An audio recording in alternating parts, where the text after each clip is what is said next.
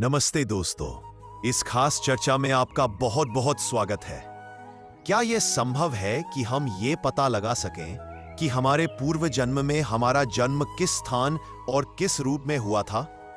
क्या हमारे लिए ये जानना मुमकिन है कि हमने अपने पिछले जीवन में कौन से कार्य किए थे, वे शुभ थे या अशुभ? यह प्रश्न जितना आकर्षक है उतना ही गूढ़ और रहस्यमय भी है।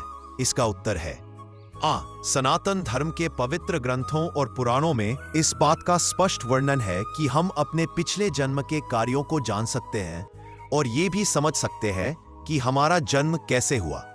आज की इस विशेष चर्चा में हम इस गंभीर विषय को विस्तार से देखेंगे और उन साधनों को जानेंगे जिनके माध्यम से हम अपने पूर्व जन्म के भेदों को प्रकट कर सकते हैं। आज हम सनातन धर्म के मुख्य साहित्य जैसे कि वेद, उपनिषद, भगवद गीता और पुराणों में वर्णित पुनर्जन्म तथा कर्म के सिद्धांत पर बात करेंगे। इसके साथ ही हम एक शिक्षाप्रद कहानी के जरिए ये समझेंगे कि भगवान विष्णु ने अपने परम भक्त गरुड़ को इस विषय में क्या ज्ञान दिया। इसके उपरांत हम कुछ सरल और प्रभावी उपायों पर विचार करेंगे। आप अपने पिछले जन्म के बारे में जानकारी प्राप्त करके अपने वर्तमान जीवन को बेहतर दिशा दे सकते हैं। तो आइए इस आध्यात्मिक यात्रा का आरंभ करें। हिंदू धर्म में पुनर्जन्म और कर्म का नियम आत्मा की अमरता और उसके लगातार जन्म मृत्यु के चक्र पर निर्भर है। यह माना जाता है कि आत्मा एक देह को छोड़कर दूसरी देह में प्रवेश करती है और यह प्रक्रिया उसके द्वारा किए गए कर्मों के अनुसार निर्धारित होती है। हमारे सभी वेद, उपनिषद, भगवद गीता और पुराण इस सिद्धांत की गहराई से व्याख्या करते हैं। संक्षेप में देखते हैं कि इन पवित्र लेखों में क्या कहा गया है। 1. वेद। ऋग्वेद, यजुर्वेद और अथर्ववेद में आत्मा की अनश्वरता और कर्मों के फल का उल्लेख मिलता है। बृहदारण्यक और छांदोग्य उपनिषद में कर्म और पुनर्जन्म का सीधा वर्णन है, जहां बताया गया है कि आत्मा अपने पूर्व कर्मों के आधार पर नया शरीर लेती है। उत्तम कर्म आपको स्वर्ग या उच्च श्रेणी के जीवन की ओर ले जाते हैं, जबकि बुरे कर्म नरक या निकृष्ट योनियों का कारण बनते हैं। 2. भगवद गीता। भगवान श्री कृष्ण अर्जुन को समझाते हैं, जिस प्रकार मनुष्य पुराने वस्त्रों को त्याग कर नए वस्त्र धारण करता है, उसी प्रकार आत्मा पुराने शरीर को छोड़कर नए शरीर को धारण करती है। अध्याय 2, श्लोक 22। यह पुनर्जन्म का सबसे सहज और सुंदर विवरण है। गीता यह भी कहती है कि कर्मों के परिणाम अवश्य भुगतने पड़ते हैं और ये फल पिछले जन्मों के कार्यों से भी प्रभावित होता है। दी पुराण। गरुड़ पुराण में मृत्यु के पश्चात आत्मा की गति, कर्म फल और पुनर्जन्म की विस्तृत चर्चा है। इसमें वर्णन है कि आत्मा अपने कर्मों के आधार पर ही स्वर्ग, नरक या नया जन्म पाती है। भागवत पुराण में राजा भरत की प्रसिद्ध कहानी है, जो अपने पूर्व जन्म के कर्मों के कारण हिरण के रूप में जन्म लेते हैं। विष्णु पुराण और अग्नि पुराण में भी कर्म और पुनर्जन्म का वर्णन है। इन ग्रंथों से यह स्पष्ट हो जाता है कि हिंदू धर्म में पूर्व जन्म और कर्मों का बहुत महत्व है। पर मुख्य प्रश्न यह है कि क्या हम वास्तव में अपने पिछले जन्म को जान सकते हैं, और अगर हाँ तो कैसे? इसके लिए हमें भगवान विष्णु और गरुड़ के बीच हुई एक पौराणिक वार्तालाप को समझना होगा, जिसमें प्रभु ने इस भेद को सबके सामने रखा। एक समय की बात है जब भगवान विष्णु वैकुंठ धाम में अपने आसन पर विराजमान थे। उनके परम प्रिय सेवक और वाहन गरुड़ उनके पास खड़े थे। गरुड़ ने अत्यंत आदर के साथ प्रभु से प्रश्न किया, हे स्वामी, यह मैं समझ गया हूं कि मनुष्य अपने अच्छे या बुरे कर्मों के आधार पर ही अगला जन्म पाता है, परंतु क्या कोई इंसान यह जान सकता है कि उसने अपने पिछले जन्म में कौन कौन से कर्म किए थे? क्या वह यह पता लगा सकता है कि उसका जन्म कहां और कैसे हुआ था? और यदि यह संभव है तो इसका तरीका क्या है?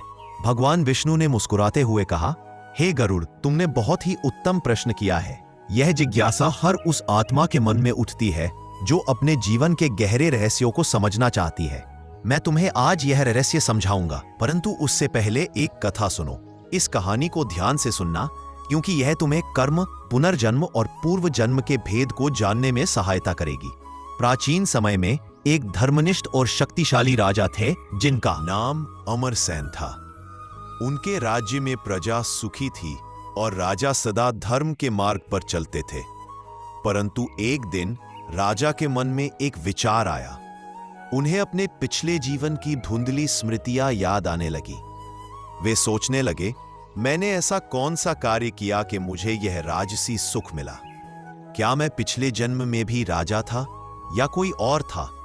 और यदि मेरे कर्म अशुभ थे तो मुझे इतना सुख कैसे प्राप्त हुआ? राजा ने तुरंत अपने राज्य के ज्ञानी पंडितों और ज्योतिषियों को सभा में बुलाया। उन्होंने उनसे पूछा, क्या कोई ऐसी विधि है जिससे मैं अपने पिछले जन्म के विषय में जान सकूं? विद्वानों ने उत्तर दिया, महाराज, हमारे शास्त्रों में पूर्व जन्म को जानने के अनेक तरीके बताए गए हैं। विद्वानों ने कहा कि 3 मुख्य विधियां हैं। 1. ज्योतिष शास्त्र। आपकी जन्म कुंडली में विशेषकर राहु केतु और नवम भाव 9th हाउस की ग्रहों की स्थिति आपके पिछले जन्म के कर्मों की ओर इशारा कर सकती है। 2. गहन योग साधना। इसके माध्यम से आप अपनी आत्मा की गहराइयों में उतरकर अपने पूर्व जन्म की यादों को जागृत कर सकते हैं। 3. सिद्ध गुरु की कृपा। एक सिद्ध गुरु अपनी आध्यात्मिक शक्ति से आपको पिछले जन्म के दर्शन करा सकते हैं। राजा अमर सेन ने इन सभी उपायों को अपनाने का फैसला किया। सबसे पहले उन्होंने एक प्रसिद्ध ज्योतिषी को बुलाया। ज्योतिषी ने उनकी कुंडली का गहरा विश्लेषण किया और बताया, महाराज, आप पिछले जन्म में एक साधारण व्यापारी थे। आपने खूब दान पुण्य किया, गरीबों की सहायता की और धर्म का पालन किया। परंतु एक बार आपने अनजाने में अपने व्यापार में धोखा दिया, जिससे कुछ लोगों को दुख पहुंचा। आपके शुभ कर्मों ने आपको यह राजसी जीवन दिया, परंतु उस छोटी सी त्रुटि के कारण आपको इस जन्म में कुछ शारीरिक कष्ट भोगने पड़ रहे हैं, जैसे कि समय समय पर आने वाली स्वास्थ्य संबंधी समस्याएं।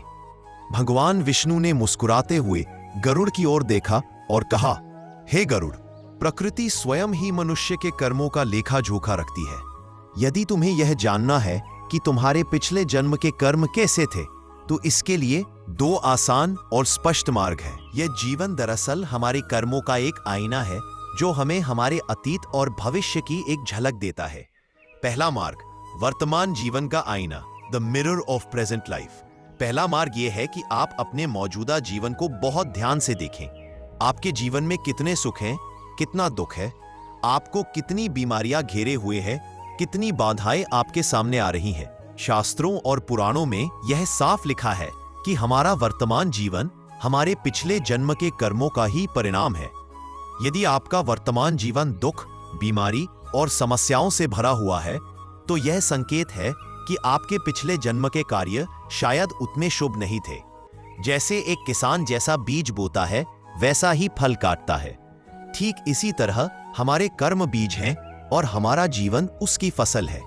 यदि आप आज कष्ट उठा रहे हैं, तो यह आपके पूर्व जन्म के कार्यों का नतीजा हो सकता है। शास्त्र कहते हैं, जैसी करनी वैसी भरनी।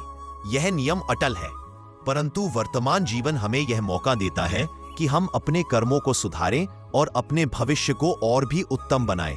दूसरा मार्ग, वर्तमान कार्यों का विश्लेषण। दूसरा मार्ग और भी दिलचस्प और गहरा है। भगवान विष्णु ने गरुड़ से कहा, हे गरुड़, यदि तुम पिछले जन्म के कर्मों को समझना चाहते हो, तो अपने वर्तमान जीवन के कार्यों को देखो। हमारे आज के कर्म हमारे पिछले जन्म के कर्मों का एक प्रतिबिंब, रिफ्लेक्शन हो सकते हैं। यदि हम अपने वर्तमान में किए जा रहे कार्यों का गहन विश्लेषण करें, तो हमें यह समझ आ सकता है कि हमारी मूल प्रवृत्तियां और आदतें किस प्रकार की है। उदाहरण के तौर पर, यदि आप होश में रहते हुए जानबूझकर गलत काम करते हैं, जैसे किसी को धोखा देना या किसी निर्बल को सताना, तो यह आपकी प्रवृत्ति में एक कमी को दर्शाता है। यदि आप इस जन्म में ज्यादा क्रोधित होते हैं, लालची हैं या दूसरों को कष्ट पहुंचाने की आदत रखते हैं, तो यह संभव है कि पिछले जन्म में भी आपकी यही प्रवृत्तियां रही हो। यदि आप अपने वर्तमान कर्मों में सुधार लाते हैं, तो न केवल आपका यह जीवन बेहतर बनेगा, बल्कि आपका अगला जन्म भी सुख और शांति से भरा हो सकता है।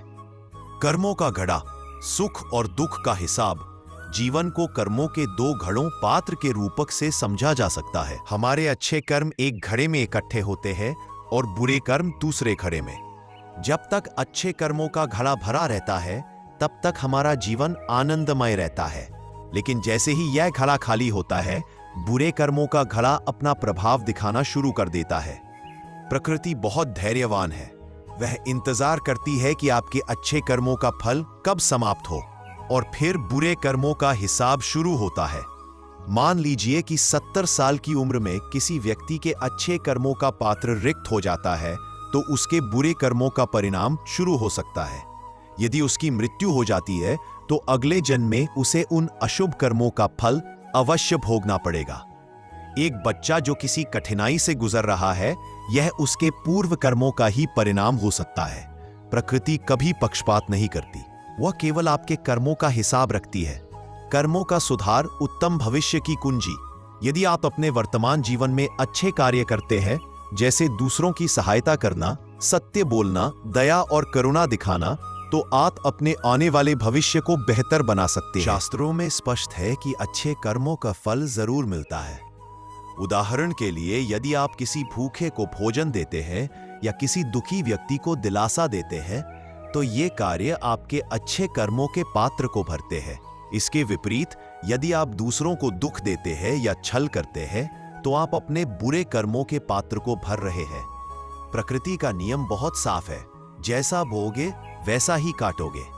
शास्त्रों में यह श्लोक प्रसिद्ध है, कर्मण्येवाधिकारस्ते मा फलेषु कदाचन, अर्थात तुम्हें केवल कर्म करने का अधिकार है, फल की चिंता मत करो।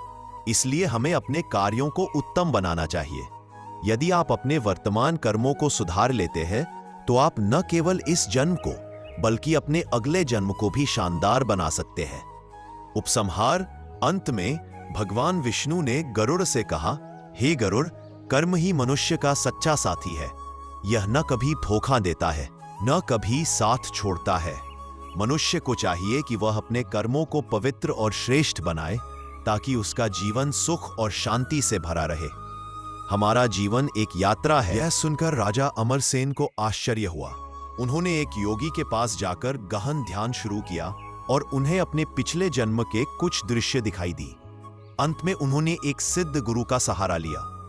गुरु ने अपनी आध्यात्मिक शक्ति से राजा को उनके पिछले जन्म के पूरे दर्शन कराए और चेताया, हे राजन, अब तुम्हें अपने वर्तमान कर्मों पर ध्यान देना होगा।